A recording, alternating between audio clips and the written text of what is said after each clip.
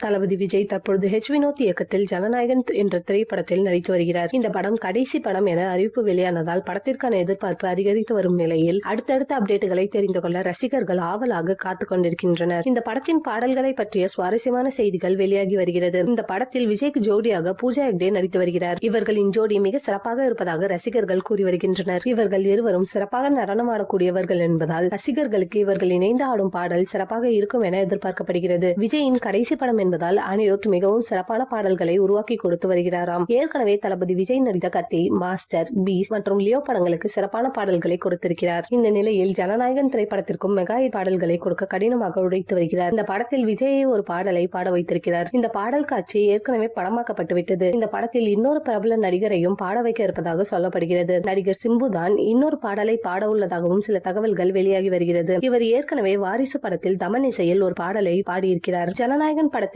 சிம்பு பாடியிருந்தால் ரசிகர்களுக்கு மிகப்பெரிய சர்ப்ரைஸ் ட்ரீட்டாக இருக்கும் என எதிர்பார்க்கலாம்.